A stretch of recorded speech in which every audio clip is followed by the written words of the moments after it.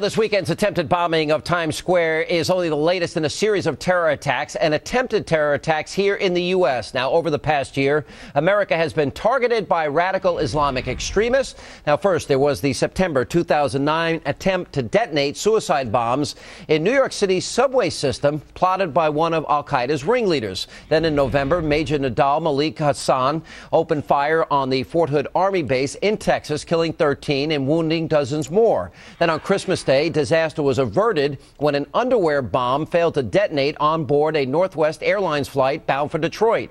And now we can add the attempted attack in the heart of New York, and that is Times Square, to this growing list. Now, given this history, it's odd that some politicians are suggesting that right-wing radicals are behind the latest attack.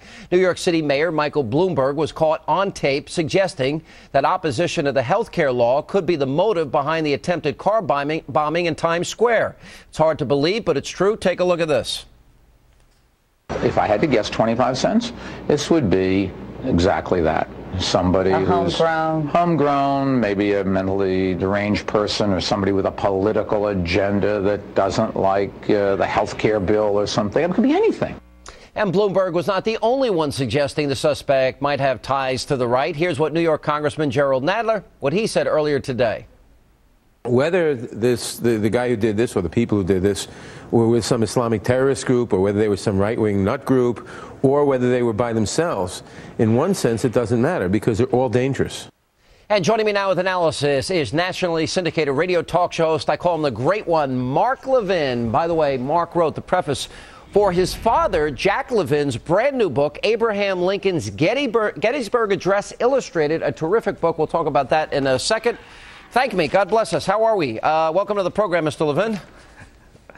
How are you, my friend? By the way, is this the bunker that you talk about on the radio program all the time? Is this the hidden bunker? Well, this is a little above the bunker, but it's close. All right. Let's start with Bloomberg's comments and Nadler's comments and your reaction. Well, we obviously have a problem with 40-year-old white guys. I mean, just listen to them. That's what they're telling us. That's the... Let me tell you, these guys are PC. They are going to endanger this country. And in Nadler's case, it just shows you can lose 300 pounds, but you're still not going to get any smarter. They're making a run at us. These events that are going on, 1, 2, 3, and there'll be more, because they sense weakness.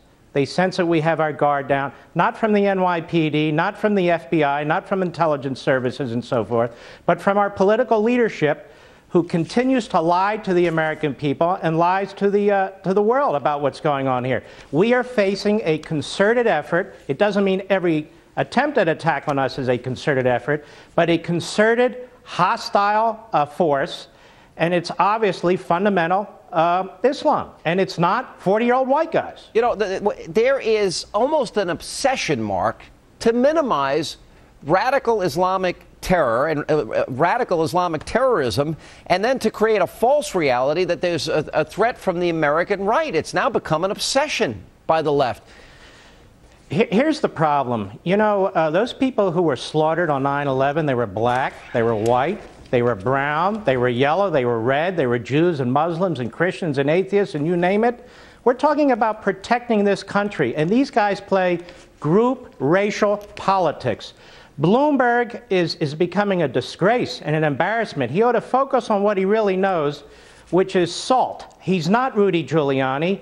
Nadler has never had anything particularly intelligent to say about national security, and yet they're out there popping off about things they know very little about.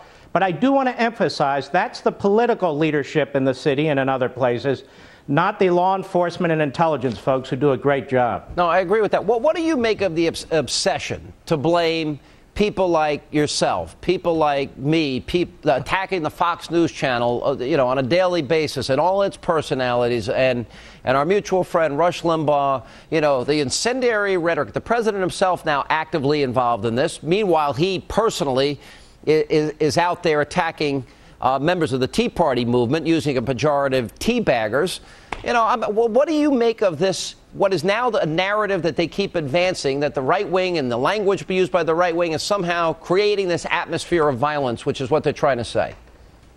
Well, we so-called right-wingers, what do we support? We support the Constitution. We support liberty. We support private property rights. We support religious tolerance and religious liberty. We support an ordered, free society, everything our enemies oppose. So it can't be us who are saying things that would ignite a problem like this. I think what the enemy sees now is weakness, and frankly, they're right to see weakness with the political leadership. Yeah. They're laughing at this Bloomberg who's talking about, the health care bill, that people are upset with the health care bill, so they might blow up Times Square. Well, let me move on for just a second here.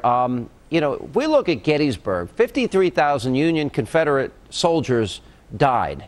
Your father, who's 85 years old, back a number of years ago, he was at a parade when he was a young kid, and he saw a veteran who fought in the Civil War, and it had a great impression on him. And he was also an artist, and he was terrific at drawings. Anyway, I think it's one of the greatest speeches in American history, the Gettysburg Address. You tell the story about how your father put this book together many, many years ago. You're re-releasing it as of today. Tell us a little bit about the story.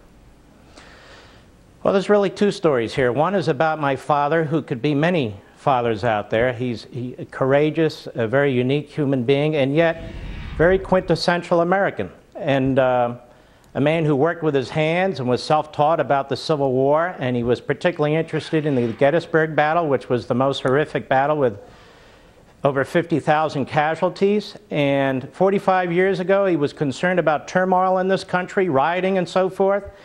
And he put together this book, and it was published by a major publisher, and it was the only book he ever did. And he called me about 8 months ago. He said, Mark, we're facing perilous times. I think we should do this again. And what we've done with my great publisher is these photographs I think are very compelling. We've used new digital technology to really draw out the details. These are very old period photographs that are meshed with the language in the Gettysburg Address. And the purpose is, to instill motivation, to let people know that at the worst time in American history, when this country is being torn apart, we were still able to overcome it. We had great leadership, and our ancestors overcame that, and we will overcome what's going on today. I think that's extraordinarily well said. The Gettysburg Address illustrated. The pictures in this book, by the way, and the way you were able to put them in there are just amazing, with the speech, with the story about your father. Yeah. And the story of Gettysburg as well is phenomenal. And Mark, I congratulate you and your dad. And thanks so much for being with us as usual. We'll actually be together Saturday morning in Tyson's Corner in Virginia, and I look forward to seeing you there. We will. And Jack Levin, my father, God bless you.